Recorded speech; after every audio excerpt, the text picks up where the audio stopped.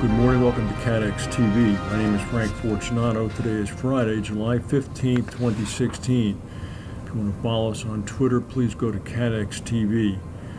Well, late yesterday afternoon, news began to come from Nice in France about some sort of an attack.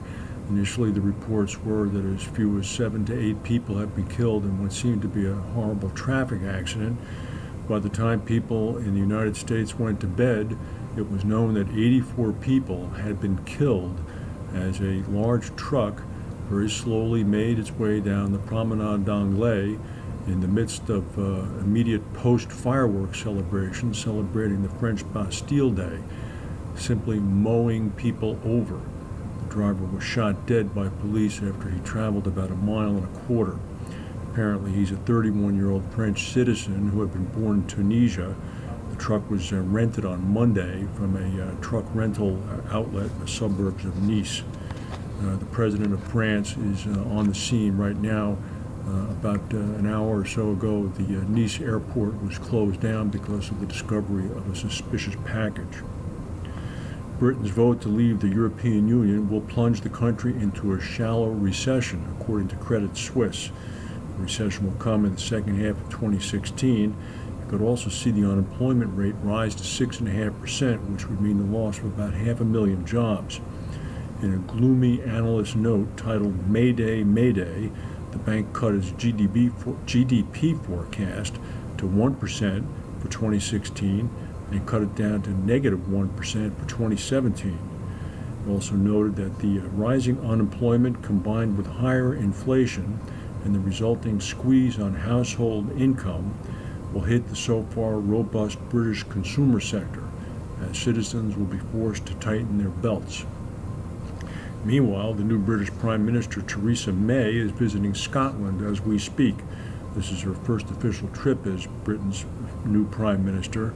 It's a clear indication of something she's been talking about, the need to maintain the special union between the United Kingdom's 4 nations and people.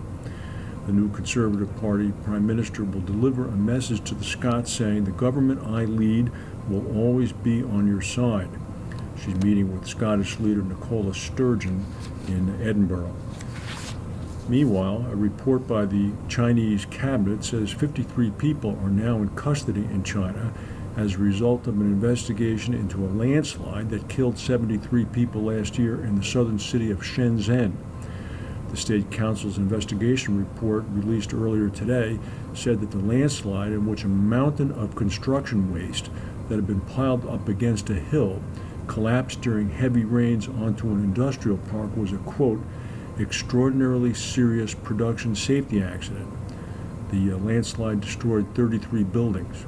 Shenzhen is a major manufacturing center, making everything from cell phones to cars. Marsh the big broker, issued a report today called the Black Swan, the unexpected in ports and terminals. Black swans are high-impact, low-probability events. They're focusing on ports.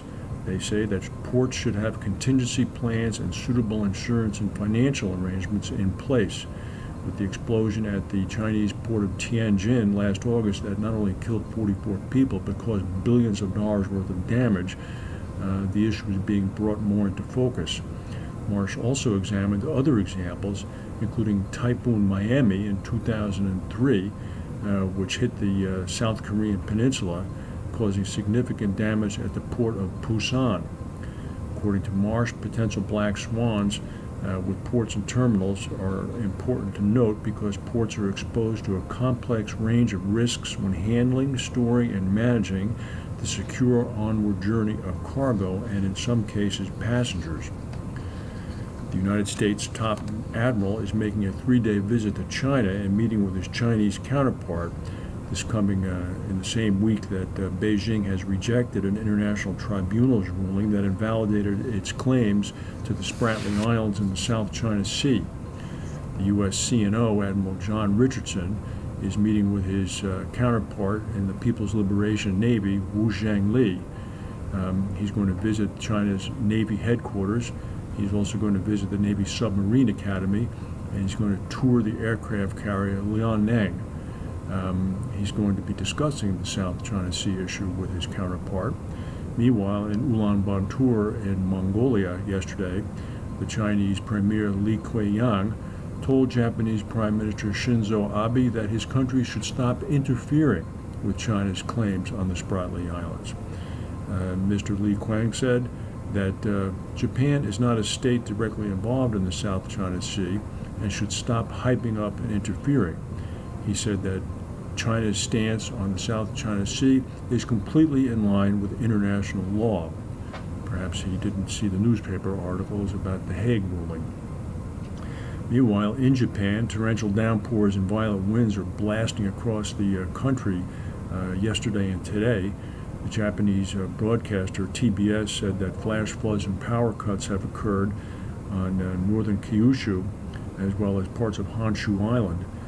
Heavy rain is expected across most of the southern half of Japan as well during the next 24 hours. About 65,000 people have been advised to evacuate. And meanwhile, Warren Buffett, the billionaire chairman of Berkshire Hathaway, has donated another $2.9 billion of his company's stock to the Bill and Melinda Gates Foundation, as well as to 4 family charities. This is all in line with his plan to give away nearly his entire fortune. He's now given away over $24 billion since 2006. Buffett still owns about 18% of Berkshire stock, down from about 32.5% before he started donating. Buffett is still worth about $65.5 billion, so there's no danger of any trouble economically happening to him soon. We'll continue to monitor the events in France. It seems like a lone wolf attack, although the French police are frantically searching for any sort of conspiracy with ISIS or any other direct involvement from other terrorist groups. That's the news for today. Have a good weekend, and we'll see you Monday.